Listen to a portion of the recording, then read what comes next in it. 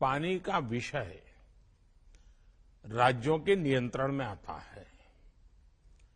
जल संरक्षण के लिए राज्यों के प्रयास देश के सामूहिक लक्ष्यों को प्राप्त करने में बहुत सहायक होंगे। ऐसे में वाटर विजन एट 2047 अगले 25 वर्षों की अमृत यात्रा का एक महत्वपूर्ण आयाम है। साथियों, इस सम्मेलन में होल ऑफ द गवर्नमेंट और होल ऑफ द कंट्री इसके विजन को सामने रखकर चर्चाएं होना बहुत स्वाभाविक और आवश्यक भी है। होल ऑफ गवर्नमेंट का एक पहलू ये भी है कि सभी सरकारें एक सिस्टम की तरह, एक ऑर्गेनिक एंटिटी की तरह काम करें। राज्यों में भी विभिन्न मंत्रालय जैसे जल मंत्रालय हो, सिंचाई मंत्रालय हो, कृषि मंत्रालय हो, ग्रामीण विकास मंत्रालय हो, पशुपालन का विभाग हो, उसी प्रकार से शहरी विकास मंत्रालय, उसी प्रकार से आपदा प्रबंधन, यानी कि सबके बीच लगातार संपर्क और संवाद और एक क्लैरिटी, विजन, ये होना बहुत आवश्यक है। अगर विभागों को एक दूसरे से जुड़ी जानकारी होगी, उनके पास पूरा डेटा होगा, तो उन्हें अपनी प्लानिंग में भी मदद मिलेगी। साथियों, हमें ये भी समझना होगा कि सरकार के अकेले प्रयास से ही सफलता नहीं आती। जो सरकार में है उन्हें इस सोच से बाहर निकलना होगा कि उनके अकेले के प्रयास से अपेक्षित परिणाम मिल जाएंगे। इसलिए जल संरक्षण से जुड़े अभियानों में जनता जनार्दन को, सामाजिक संगठनों को, सिविल सोसाइटी को भी ज्यादा से ज्यादा हमें जोड़ना होगा, साथ लेना होगा। जन भागीदारी का एक और पक्ष है और उसे भी समझना बहुत जरूरी है। कुछ लोग सोचते हैं कि भाई जन भागीदारी यानी लोगों पर ही सारी जिम्मेदारी थोप देना, जन भागीदारी को बढ़ावा देने से सरकार की जिम्मेदारी कम हो जाती है। हकीकत ऐसी नहीं है, जवाबदेही कम नहीं होती। जन भागीदारी का सबसे बड़ा लाभ ये होता है कि जनता जनार्दन को भी ये पता चलता है कि इस अभियान में कितनी मेहनत हो रही है, कितना पैसा लग रहा है, इसके कितने पहलू होते हैं। जब किसी अभियान से जनता जुड़ी रहती है तो उसे कार्य की गंभीरता का पता चलता है,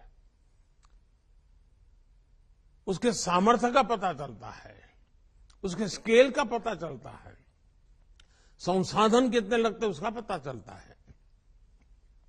इससे जनता में जब ये सब देखते हैं, इन्वॉल्व होते हैं, तो ये इस प्रकार की योजना हो या अभियान हो, एक सेंस ऑफ ओनरशिप आती है।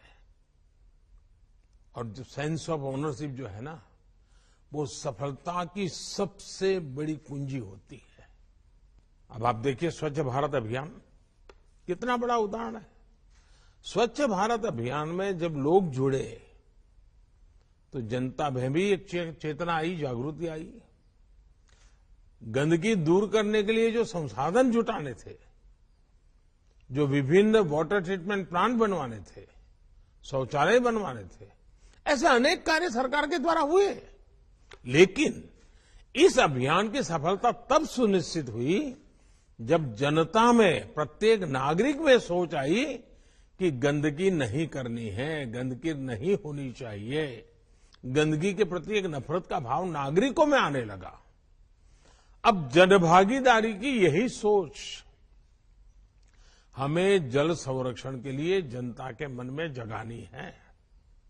इसके लिए जनता को हम जितना ज्यादा जागरूक करेंगे, उतना ही प्रभाव पैदा होगा।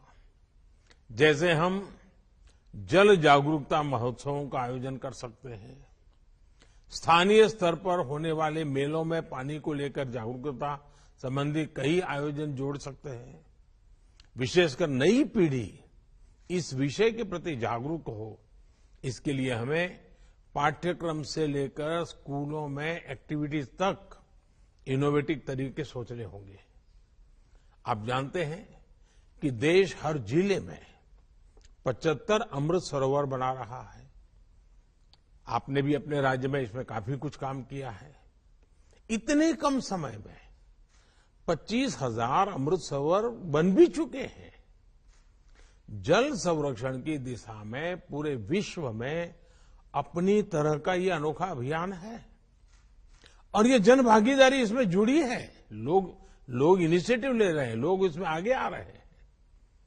इनका संरक्षण हो, लोग इनसे जुड़े, हमें इस दिशा में निरंतर प्रयास बढ़ाने होंगे। साथियों, हमें पॉलिसी लेवल पर भी पानी से जुड़ी परेशानियों के समाधान के लिए सरकारी नीतियां और ब्यूरोक्रेटिक प्रक्रियाओं से बाहर आना होगा। हमें प्रॉब्लम्स को पहचानने और उसके सॉल्यूशन को खोजने के लिए टेक्नोलॉजी को, इंडस्ट्री को और खासकर स्टार्टअप्स को साथ जोड़ना होगा। जियो सेंसिंग और जियो मैपिंग जैसी टेक्निकों से हमें इस दिशा में काफी मदद मिल सकती है। साथियों, हर घर तक पानी पहुंचाने के लिए जल जीवन मिशन आपके राज्य का एक बड़ा डेवलपमेंट पैरामीटर हुआ है। कई राज्यों ने इसमें अच्छा काम किया है। कई राज्य इस दिशा में आगे बढ़ रहे हैं। अब हमें ये सुनिश्चित करना है कि एक बार ये व्यवस्था बन गई तो आगे उनकी देखरेख भी उतने ही अच्छे ढंग से चलती है। ग्राम पंचायतें जल जीवन मिशन का नेतृत्व करें और काम पूरा होने के बाद ये सर्टिफाई भी करें कि पर्याप्त और स्वच्छ पानी उपलब्ध हो गया है। हर ग्राम पंचायत मासिक या त्रैमासिक रिपोर्ट भी ऑनलाइन सबमिट कर सकती है कि उसके गांव में कितने घरों में नल से जल आ रहा है।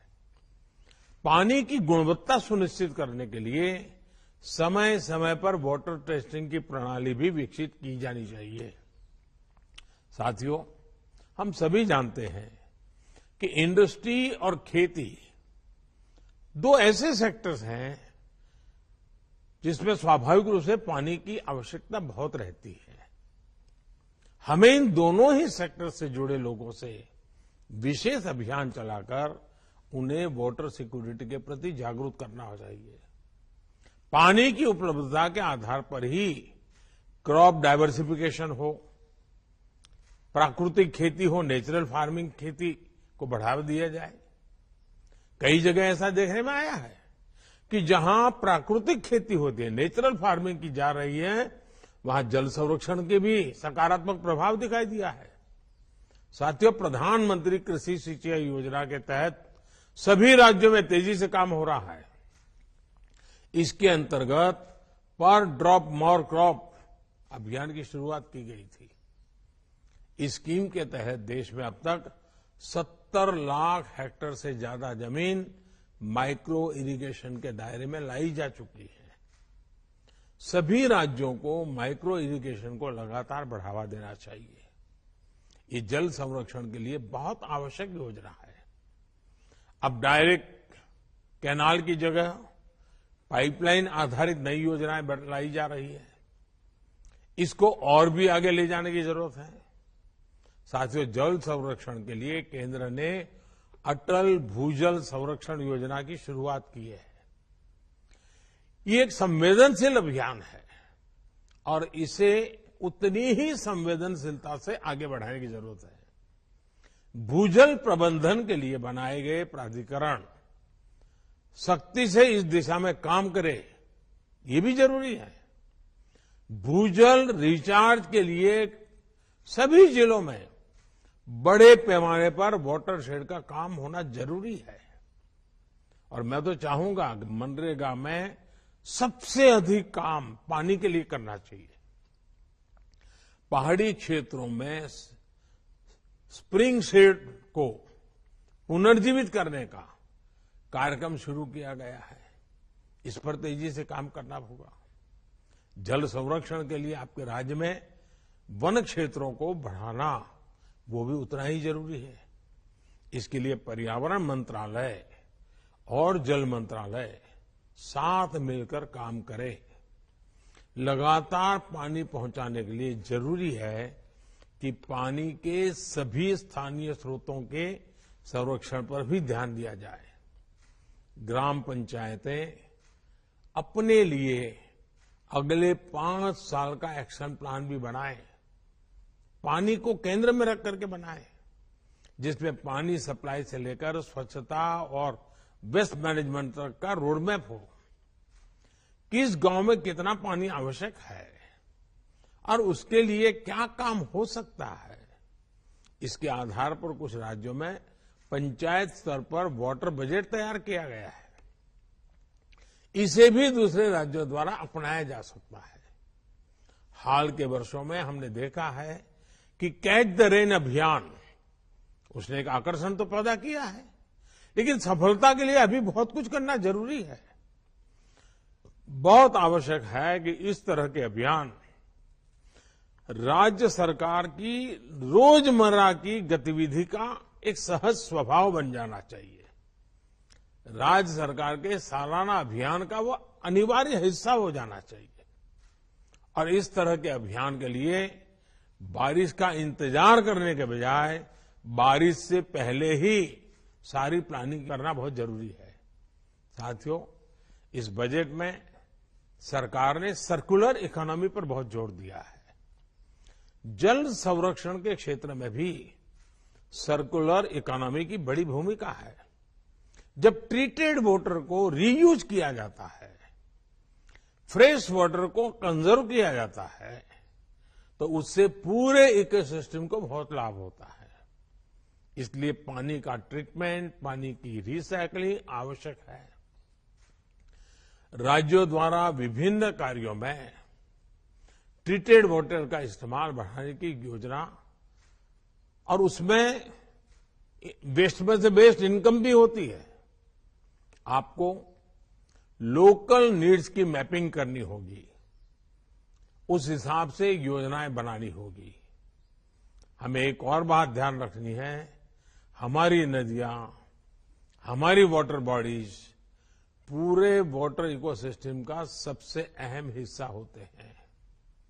हमारी कोई भी नदी या वाटर बॉडी बाहरी कारकों से प्रदूषित न हो, इसके लिए हमें हर राज्य में वेस्ट मैनेजमेंट और सीवेज ट्रीटमेंट का नेटवर्क बनाना होगा। ट्रीटेड वाटर का दोबारा इस्तेमाल हो, इसके लिए भी हमें प्रभावी व्यवस्था पर ध्यान देना होगा। नमामि गंगे मिशन को टेम्पलेट बनाकर बाकी राज्य भी अपने यहां नदियों के संरक्षण और पुनर्जीवन के लिए ऐसे ही अभियान शुरू कर सकते हैं। साथियों, पानी कोलैबोरेशन और कोऑर्डिनेशन का विषय बने, राज्यों के बीच कोऑपरेशन का विषय बने, ये है हम सबकी जिम्मेदारी है। और आप तो देख रहे हैं एक और इश्यू, अर्बनाइजेशन बहुत तेजी से बढ़ रहा है। बहुत तेजी से हमारी आबादी अर्बनाइजेशन की दिशा में बढ़ने वाली है। अर्बन डेवलपमेंट इतना तेजी से होता है तो पानी के विषय में अभी से सोचना पड़ेगा। सीवेज की व्यवस्था अभी से सोचनी पड़ेगी, सीवेज ट्रीटमेंट की व्यवस्था अभी से सोचनी पड़ेगी। शहरों के बढ़ने की जो गति है, उस गति से हमें और गति बढ़ानी पड़ेगी। मैं आशा करता हूं कि हम इस समिट में हर एक के अनुभव को साझा करेंगे, बहुत ही सार्थक चर्चा होगी, निश्चित कार्य योजना बनेगी और एक संकल्प बन करके आप इसको सिद्धि प्राप्त करने के लिए आगे बढ़ेंगे। हर राज्य अपने राज्य के नागरिकों की सुख सुविधा के लिए नागरिकों के कर्तव्य पर भी बल देते हुए और सरकार का पानी के प्रति प्राथमिकता वाला काम अगर हम करेंगे तो मुझे विश्वास के साथ कह सकता हूं कि इस वाटर कॉन्फ्रेंस के लिए हम एक बहुत आशाओं के साथ आगे बढ़ेंगे। मेरी आपको बहुत बहुत शुभकामनाएं हैं। धन्यवाद।